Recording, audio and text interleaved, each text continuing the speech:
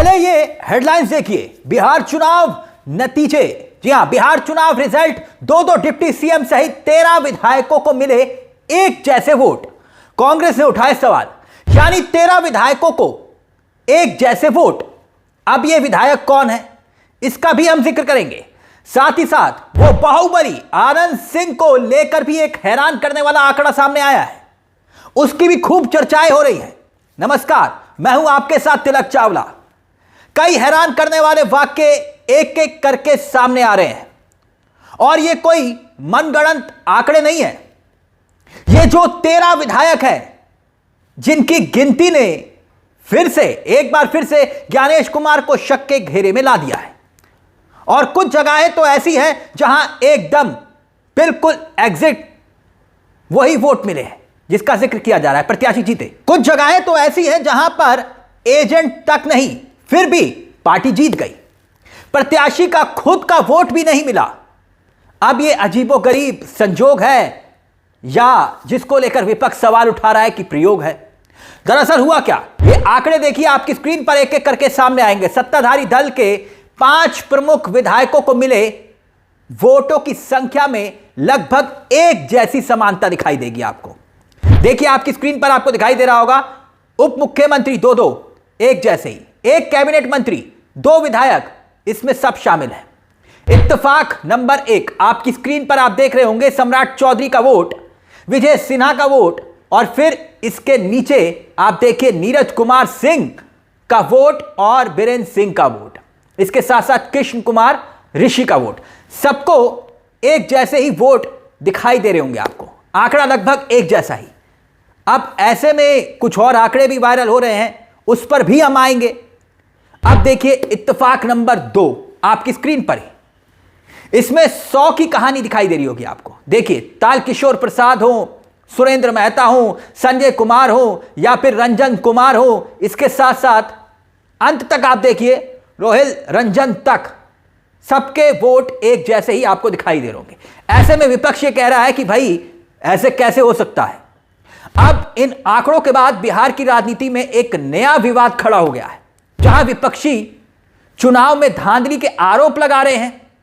अब वोट की समानता पर जो कांग्रेस ने सवाल खड़ा किया है कि भाई डिप्टी सीएम सम्राट चौधरी, जिनका हमने आपको अभी आंकड़ा दिखाया था, एक बार फिर से देखिए, सम्राट चौधरी, उनको मिल रहे हैं 1,22,480 वोट। वही डिप्टी सीएम विजय कुमार सिन्हा को 1,22,408, नीरज कुमार को भी वैसे ही वोट, वीरेंद्र कुमार को भी 1,22,773 और ऋषि को भी 1,22,494। तो ये आंकड़ा करीब करीब एक जैसा ही दिखाई देता है। 480 कहीं पर है, 408 है, 491 है। तो इसी संजोग को लेकर कांग्रेस की प्रवक्ता है सुप्रिया श्रीनेत, देखिए वो क्या कुछ कह रही है। सुप्रिया श्रीनेत का ट्वीट आपकी स्क्रीन पर है और वो भी संजोग का जिक्र कर रही है, और उस आंकड़े को सुनकर आप भी दंग हो जाएंगे, हम उस पर आएंगे। मगर सुप्रिया ने जो ट्वीट किया है वो देखिए। सुप्रिया लिखती है कि ज्ञानेश जी, ये ईवीएम वाली 122 की सेटिंग क्या है, माजरा है क्या। बाकायदा आंकड़ों के साथ सुप्रिया ने पूरे ट्वीट को किया है, आप इसे देख सकते हैं। यानी कांग्रेस ने इस पैटर्न को आधार बनाकर चुनाव आयोग पर गंभीर आरोप लगाए हैं, यह वादा दावा करते हुए कि यह महज संजोग नहीं हो सकता। कांग्रेस यह मांग कर रही है कि भाई इन सीटों पर फिर से वोटों की गिनती हो जाए।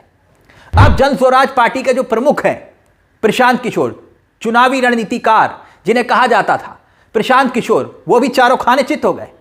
बिहार विधानसभा चुनाव के नतीजों पर वो भी गंभीर सवाल उठा रहे हैं, खासतौर पर मधुबनी विधानसभा क्षेत्र के नतीजों को लेकर। उनका दावा यह है कि इस सीट पर उपेंद्र कुशवाहा की पार्टी के उम्मीदवार की जीत सवाल के घेरे में है।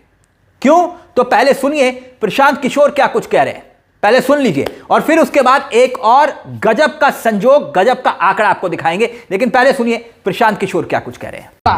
मैं आपको खुली चुनौती दे रहा हूं, आज चलिए मधुबनी। मैं 3 दिन से प्रेस इसलिए नहीं कर रहा हूं कि मैंने अपने लोगों को वहां भेजा है, और मधुबनी में मैंने कहा भाई पूछो तो कि उपेंद्र कुशवाहा जी के पार्टी का सिंबल क्या है। 30% लोग को सिंबल नहीं मालूम है कि सिंबल क्या है, और उनको 1 लाख से ज्यादा वहां वोट आया है। मुझे उपेंद्र कुशवाहा जी से कोई लड़ाई नहीं है, उनको उनके पार्टी के प्रत्याशी से कोई मुझे लेना देना नहीं है। मेरा सिर्फ ये कहना है कि ऐसी कौन सी विधा है कि हम लोग 3-3 साल का एक विधानसभा में घूम रहे हैं, लोगों को ये नहीं मालूम है कि जन स्वराज का चुनाव चिन्ह क्या है। और ये लोग 10 दिन चुनाव के पहले आए, उस पार्टी का नाम मधुबनी शहर में लोग नहीं जानते हैं, उस पार्टी का सिंबल घर घर पहुंच गया और उसको 1 लाख। अब देखिए ये खबर आपकी स्क्रीन पर, एक और खबर, दुलार चंद यादव के गांव में भी कायम रहा अनंत सिंह का दबदबा। पीयूष प्रियदर्शी तो महज इतने वोट में ही निपट गए। यानी सोचिएगा, दुलार चंद यादव के गांव जो है वहां आनंद सिंह को कैसे इतना वोट मिल गया, यह भी एक रहस्य बना हुआ है। क्योंकि दुलार चंद यादव की हत्या के बाद आरोपी तो खुद जेडीयू के विधायक आनंद सिंह। कितना बवाल हुआ और पूरा गांव कितना आक्रोशित था उस पूरे विवाद के बाद, आपने देखा। मगर सवाल यह कि दुलार चंद यादव जो अपने क्षेत्र में एक बहुत पॉपुलर नेता थे, उनकी हत्या के आरोपी जेल में हैं और उन्हीं के गांव में उनको वोट नहीं मिल रहा। यानी दुलार चंद यादव के गांव में वोट नहीं मिल रहा। यह क्या संभव हो सकता है? यही सवाल खड़ा हो रहा है। तालतार जो आनंद सिंह को इतनी तादाद में वहां पर वोट कैसे मिल गए? चुनाव आयोग के आंकड़े बताते हैं कि तालतार जो गांव है 224 नंबर बूथ में आता है और यहां पर आनंद सिंह को 264 वोट मिले हैं, जबकि सूरजभान सिंह की जो पत्नी है आरजेडी की उम्मीदवार वीना सिंह, उनको 164 वोट मिले हैं महज। यानी पीयूष प्रियदर्शी जो जन स्वराज पार्टी के प्रत्याशी थे, आपको याद होगा, दुलार चंद यादव उन्हीं के लिए प्रचार कर रहे थे और तभी उनकी हत्या होती है और महज 15 वोट वहां पर मिलते हैं उनको। आनंद सिंह ने दुलार चंद के गांव में अपना दबदबा कायम रखा। इसका मतलब तो यह हुआ जो दिखाई देता है, क्योंकि गांव आक्रोशित था, उसके बावजूद आनंद सिंह को वोट पड़े। मगर आंकड़ा तो यही बता रहा है।